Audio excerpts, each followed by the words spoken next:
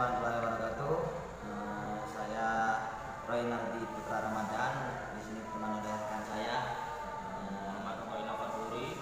Kami di sini akan presentasikan dan akan sedikit menjelaskan tentang jurnal yang telah kami buat dari matkul pengembangan kurikulum PAI Pendidikan Agama Islam. Di sini kami mengambil judul dinamika kurikulum sekolah formal sejarah dan ragam kurikulum yang berlaku di Indonesia sejak awal kemerdekaan sampai sekarang. Untuk sesi yang pertama akan dijelaskan oleh rekan saya Mas Muhammad Khoirul Fadhuri. Oke, di sini saya ingin membahas tentang kurikulum yang pertama kali sebelum kita merdeka atau kurikulum yang bersejarah. Itu kita di sini akan membahas sejarah pendidikan dan kurikulum di Indonesia. Bicara tentang kurikulum itu tak lepas dari lembaga atau pendidikan. Di situ kurikulum itu sejarah pendidikan di Indonesia itu dimulai jauh sebelum kita merdeka atau sebelum Indonesia merdeka, yang mana dilakukan oleh lembaga pendidikan kepesantrenan. Ada yang kepesantrenan, kemudian setelah bangsa ini merdeka barulah ada kurikulum sendiri yang dibuat oleh negara Indonesia. Dari kepesantrenan itu pusat pendidikan Islamia itu kuat, diduga berkaitan dengan kedatangan para musafir dan pedagang muslim yang masuk lewat jalur perdagangan abad ke-7 atau ke-8. Sebelum di era itu ada kurikulum di pendidikan itu, ada kepesantrenan yang diduga adanya pedagang-pedagang yang dari Timur Tengah itu masuk ke bumi Nusantara ini, maksudnya di Indonesia. Oke, lanjut yang kurikulum yang pertama di Indonesia ini pada tahun 1947. Itu kurikulum pertama yang lahir setelah masa kemerdekaan. Pada masa ini menggunakan istilah Terpan atau bahasa Belanda ya. Rencana pembelajaran itu kalau diartikan kepada bahasa Indonesia. Itu rencana pembelajaran ini berasaskan pada Pancasila. Rencana pembelajaran. Time is jam 6 sore. Oke, kita lanjut ke kurikulum yang selanjutnya, itu rencana pembelajaran terurai. Itu pada tahun 1952. Rencana pembelajaran ini kemudian disampaikan menjadi rencana pembelajaran terurai atau bisa disebut dengan fokus rencana pembelajaran itu melalui perilaku saja atau aspek kognitif dimulai diperhatikan. Selain itu pengembangannya itu juga mulai meluas atau pada saat itu dengan pengembangan Pancawardhana yang mana mencakup daya cipta, rasa, karsa atau karya dan moral.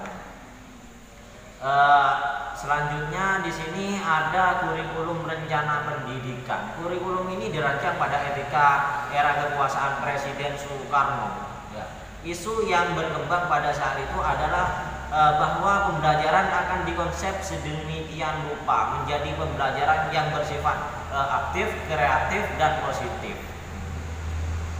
Oke, kita lanjut ke kurikulum di tahun 1968.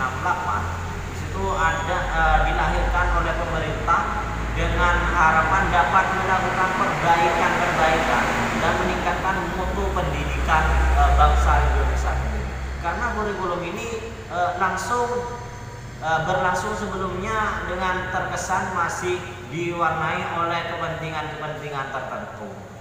Jadi kurikulum ini punya harapan, punya angan-angan untuk melakukan perbaikan. Selanjutnya ada kurikulum pencapaian tujuan yang pada tahun 1975 sampai 1994. Kurikulum ini muncul keputusan dari MPR nomor 2 atau MPR 1973, maka muncullah kurikulum baru yang disusun oleh pemerintah, yaitu kurikulum 1975 yang menggantikan menggantikan kurikulum sebelumnya. Jadi kurikulum ini kita dapat mengkonsep pendidikan ditentukan pada pusat sehingga para guru tidak perlu berpikir untuk membuat konsep. Di sini sudah ada konsep-konsep tertentu melalui keputusan MPR atau apa itu 2 MPR 1973. Mungkin itu saja dari saya. Selanjutnya bisa dijelaskan oleh rekan saya Roynaldi Putra Ramadan.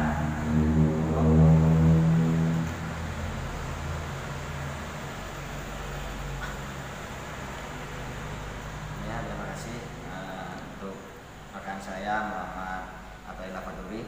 Yang selanjutnya ada kurikulum 1984.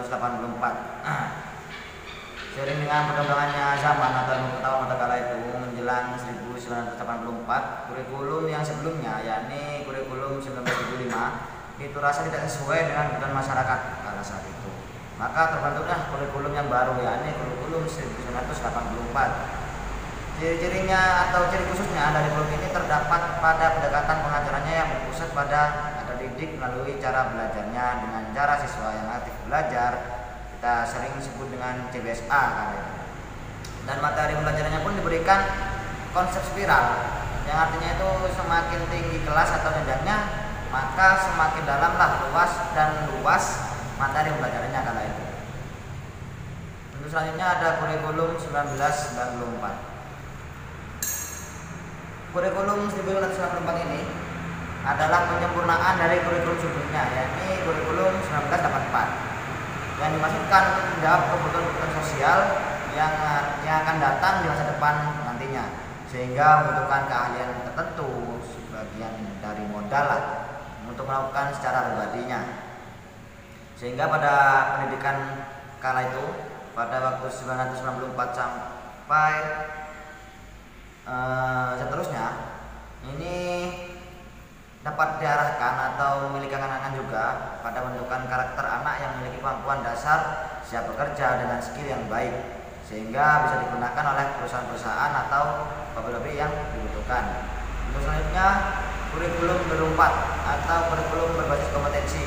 Kala ini saya dan mungkin teman saya ini juga telah mengikuti jenjang kurikulum pada kala ini.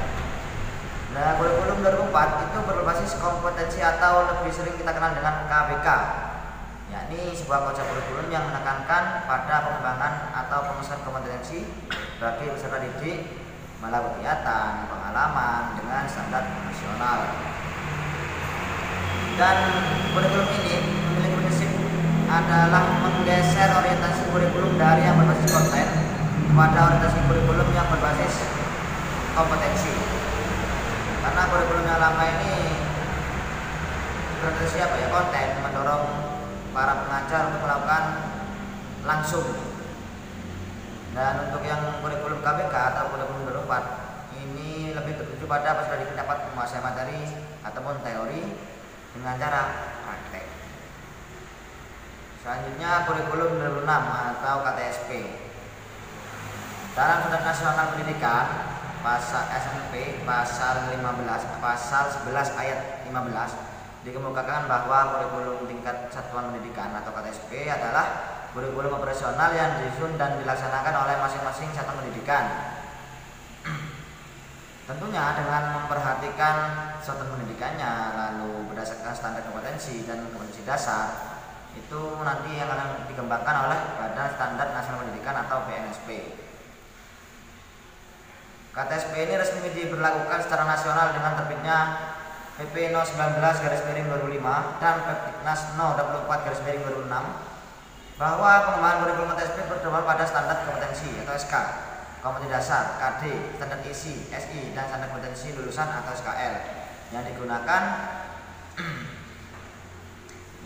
sebagai acuan pembelajaran di sekolah dengan menekankan pencapaian kemampuan semaksimal mungkin. Dan itu pun ada pencapaiannya setiap tingkat kelas atau pada satuan pendidikannya.